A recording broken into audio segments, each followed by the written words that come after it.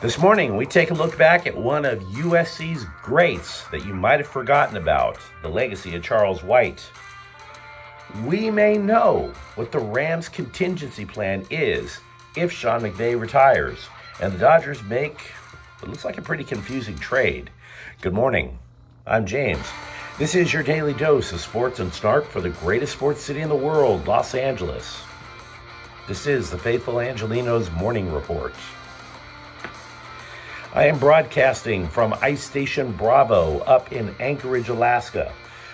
Despite the fact that it feels like a dumpster fire up here, you don't mention it's a dumpster fire because then the locals get excited. Wait, somebody's warm? So no, we don't use those phrases around here. If you like the content that we put out about LA sports, clickety-clack the like button. Clickety-clack the subscribe button. There's a notifications bell. Hit that. It'll let you know when we drop new content. Sharing is caring. Let people know we exist. And yeah, comment. After all, got to talk about something while I'm freezing to death up here. Before we go through the news and notes, a look at the scoreboard. Last night, Quentin Byfield scored a goal and added an assist for your Los Angeles Kings as they knocked out San Jose 4-3. Meanwhile, today, busy day, I must say. Dallas is in town. They're going to play the Lakers at 7 o'clock. The Lakers are just a half a game out of what would be the quote-unquote play-in round for the NBA Western Conference. Meanwhile, also, Utah is in town. They're going to play 7th-ranked UCLA at 8 o'clock. And Colorado is going to be playing USC at 6. Now, a couple of days ago, we were chatting up about a Heisman Trophy winner and how much USC loved the guy, despite the fact that he had caused the program a couple of problems. That, of course, would be Reggie Bush. Honestly, it hasn't been a terrific week over at Heritage Hall. The moment, take a moment today to remember a guy named Charles White, if you can.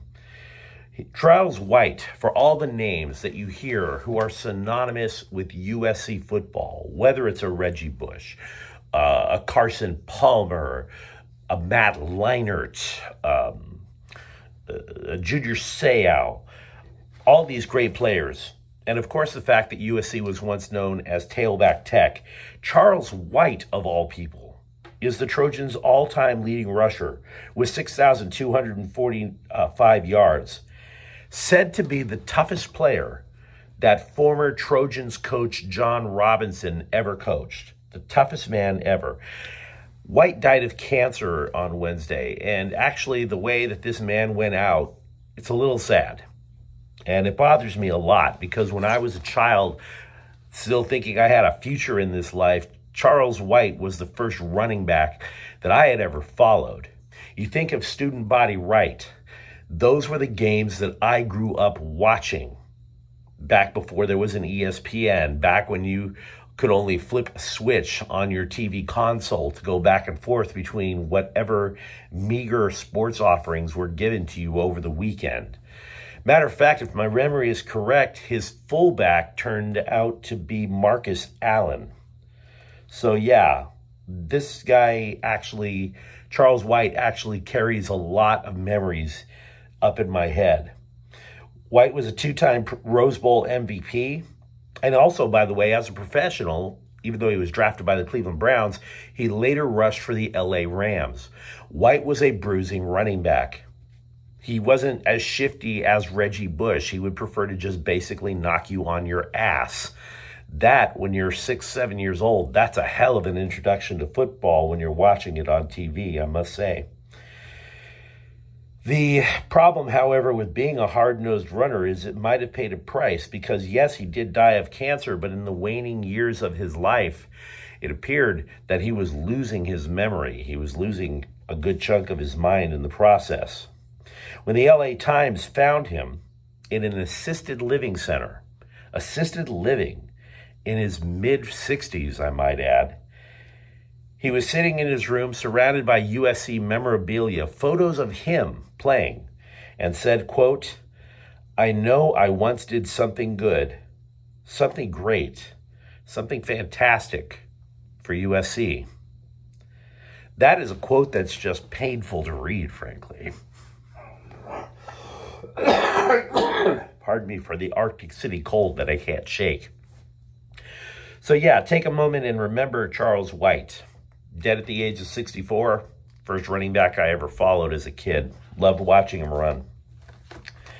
As for the modern day Trojans, yesterday was a mixed day. They did add a former 5-star recruit in the transfer portal, defensive lineman Anthony Lucas, formerly of Texas A&M.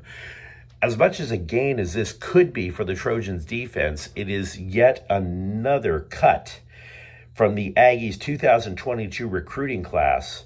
That recruiting class was considered the school's best ever. They have lost 7 recruits in just 1 year. That's how bad the Aggies were last year. 3 of them were 5-star recruits, obviously one going to SC. Having said that, the news is not all great. USC lost a class of 2024 recruits in so-called athlete Aaron Butler. They refer to you as an athlete in recruiting when they don't know whether or not you're going to wind up playing offense or defense when you go to the collegiate game. Butler is considered an elite prospect no matter which way the coaches put him on the field. So that is a loss for the Trojans. We've been told that the Rams have a backup plan if Sean McVay leaves. We were told, as a matter of fact, that if Sean McVay left last year after the Rams won the Super Bowl, which was a possibility, we were told that the Rams had a backup plan. According to Sports Illustrated, we know what the backup plan was for last year, which means that it might be the backup plan for this year. If Sean McVay had left last year, the leading candidate for the job was defensive coordinator Raheem Morris. Now, Morris has some head coaching experience. You might recall he was the interim coach for the Atlanta Falcons after they had gotten rid of their head coach a couple of years ago. So I guess what I'm trying to say is if McVay decides to leave, hint, hint, hint, we know who they are looking at first. Now, Morris is expected to interview for both the Denver and Indianapolis jobs next week. Whether that's an affirmative action, unfortunate thing where they just basically interview just to say that they interviewed a minority, or whether he's a legit candidate, I don't know. I really don't. What I can tell you is that from what I'm understanding, he is a legit candidate with the Rams. Now, I like Raheem Morris. I like him a lot because they just plugged him in to the Rams defense after Brandon Staley took the Chargers job. And the Rams defense didn't miss a beat. Matter of fact, when the Rams defense this season was losing studs, your Aaron Donalds, for example, the Rams defense did not miss a beat. Raheem Morris is, in my opinion, a leader of men.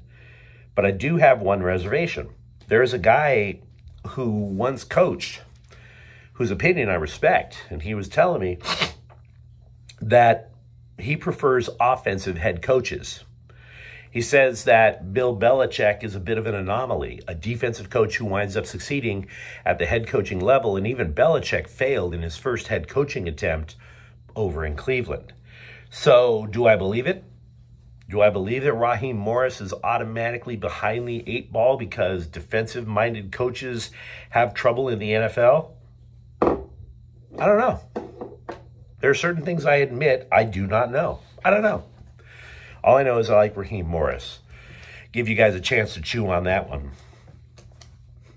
There's a terrific story in the Los Angeles Times, by the way, about coaching burnout and how it might have affected Sean McVay. We are assuming Sean McVay has burnout. He has never said I'm burned out, but that is a distinct possibility.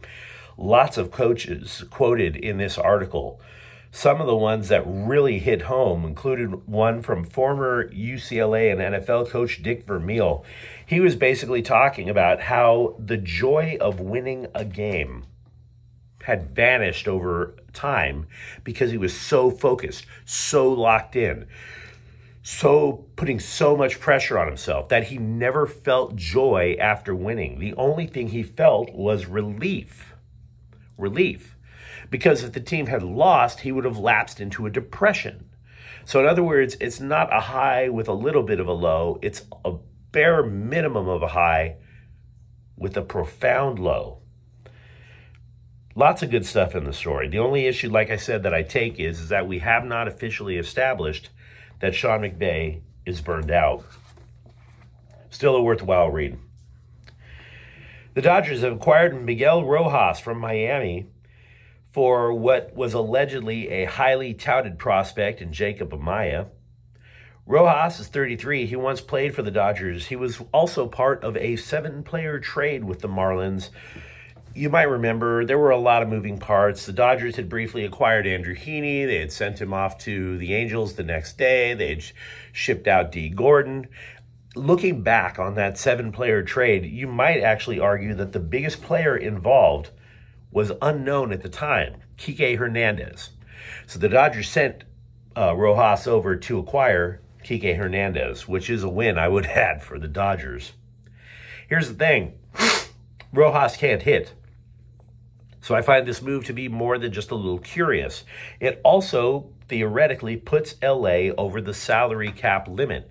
So do you really want to penalize yourself in terms of the salary cap for a guy who is defense only? Would you do it for, say, a few years ago, the Dodgers had a guy named Cesar Izturis. Loved watching him play defense. Couldn't hit a lick. A black hole on offense does not sound like the Dodgers prototype. Now, by my calendar, I believe today is when Trevor Bauer is either traded or becomes a free agent. There's a whole lot of wagging of fingers and tuttery among the journalorati, if you will, in the sports world. You know, oh, shame on the Dodgers for even signing Trevor Bauer in the first place. Shame, shame, shame. Tut for taking so long before cutting him. Oh, I have no sympathy for the Dodgers. Well, look, guys. The Dodgers don't give a damn about sports writer feelings. I have yet to run into any team that runs into a problem with the feels from the local sports writers. My opinion as a sports writer did not weigh an ounce to the front office of any major sports team or even a minor league sports team, I might add. They don't care about your fake-ass moral judgments. I was a sports writer. I get this. I wish the other writers did. Sports writers do not have morals. Can we just get that out of the way? I was one. I had no morals whatsoever. So these crabby little wordsmiths need to put down their little baggie of PCP. Because when you take PCP, it makes you believe you're God. It does not make you God. It doesn't mean that you get to stand on Mount Sinai with a couple of tablets in stone, getting to talk about what you think about Andrew Friedman. Nobody cares. Nobody cares. PCP does not make you God. It only means you put more errors in your copy. But I digress. Sorry, guys. I don't summon the cough. The cough summons me. News out of USC basketball. Vince Iwuchukwu, a freshman center whose career was halted due to cardiac arrest in the summer, could make his debut for the Trojans this weekend, according to the LA Times. That is incredible. USC plays Utah, by the way, on Saturday. It was an off-the-record story.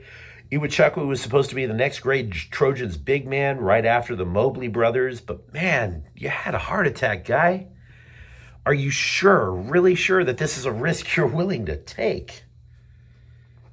I don't know about you, but the words heart attack and 18 make me want to hit the books, I'll tell you that. Made no trigonometry course is going to send me to the hospital compared to doing wind sprints for 40 minutes. Chargers offensive lineman Zion Johnson was named to Pro Football Focus's all-rookie team. Good for him. But here's something troubling if you're a fan of the Bolts. Ran across a stat from last year's playoffs. In last year's wild card round, 5 of the 6 winners in the wild card round were outrushed by the opponents. Guess who is the worst rushing defense going into the playoffs? You guessed it. Your San Diego Chargers. So that is an issue they have to solve. Over at UCLA, offensive lineman Corey Singleton has verbally committed to play for the Bruins. He is from Patrick Henry High School, a well-regarded high school out in San Diego, where he played left tackle. Having said that, there are at least two analysts who have suggested that as a collegian, Singleton might be better suited to move into the interior of the offensive line, guard or tackle. We'll have to see what it turns out in training camp. Lakers rookie Matt Christie may never copy LeBron James's game, but he can copy the man's recovery routine. This is extremely smart for a rookie. I mean, the guy said it as much because he admitted when he was playing college ball over at Michigan State that he started to lose his energy over the course of a college career. Now, you add all the extra games of playing in the NBA. And I might add, Christie has not just played in the NBA. We're talking about G League and NBA games. So this guy is getting a lot of court time. LeBron gave the guy a text message back with a series of things to do. He's been following it to the letter. Stretches, icing, cold showers, special footwear. By the way, in the process, Max Christie has added 10 pounds of muscle this year, despite the fact that he's jumping between the G League and the NBA. He is also sinking his three-pointers. He's a 3-and-D guy. He's also sinking his three-pointers at a 43.9% clip. So he's been doing the work, and it's been paying off. Finally, Clippers' Marcus Morris has been fined $15,000 for inappropriate language, and I think I speak for everybody when I say if it's inappropriate language, he doesn't give an F. Just one simple thought about a teeny little fine for a millionaire. But if you enjoyed the content, don't forget to subscribe to Faithful Angelenos. We talk LA sports here every single day. Thank you for watching. I'm James. We'll be back tomorrow. Me and my cough. And Faithful Angelenos is a Kian Corta El Queso production. Take care.